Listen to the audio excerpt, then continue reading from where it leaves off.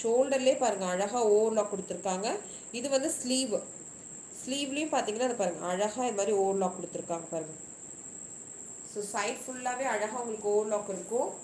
So branded கலெக்ஷன்ஸில் மட்டும்தான் உங்களுக்கு இந்த ஷோல்டர் ஆர்ம் ஹோல்லாம் கொடுத்துருப்பாங்க. நான் பிராண்டில் பார்த்தீங்கன்னா உங்களுக்கு பாடி ஃபுல்லாகவே வந்து இந்த சைடு இருக்குல்ல, ஸோ அது வந்து உங்களுக்கு நான் எதை மென்ஷன் பண்ணுறீங்கன்னா நான் பிராண்டில் பார்த்தீங்கன்னா உங்களுக்கு இந்த சைடு மட்டும் ஓவர்லாக் கொடுத்துருப்பாங்க.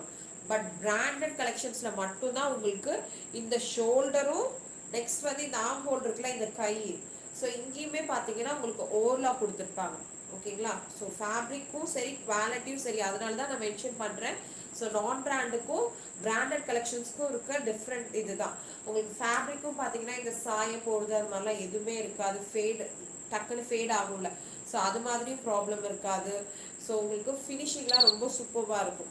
இப்போ நீங்கள் ஒரு 10 ருபீஸ் ஒரு 20 50 கூட வச்சுக்கோங்க, 50 ருபீஸ் கூட நீங்கள் ஒரு எக்ஸஸாக போட்டு ஒரு டாப் நீங்கள் பர்ச்சேஸ் பண்ணுறீங்கன்னா அதை நீங்கள் வந்து அந்த 50 ருபீஸ் எக்ஸஸாக போட்டு பர்ச்சேஸ் பண்ணுறீங்களா அந்த அளவுக்கு வந்து அது பர்த்தாக இருக்கணும். இருந்துச்சு அப்படின்னா அந்த 50 ருபீஸ் ஸ்பெண்ட் பண்ணுறதுல தப்பே கிடையாது. ஓகேங்களா? ஸோ நான் பிராண்டை இந்த ப்ரைஸ்க்கு நீங்கள் எடுக்கிறதுக்கு பிராண்டட் கலெக்ஷன்ஸை இந்த ப்ரைஸ்க்கு நீங்கள்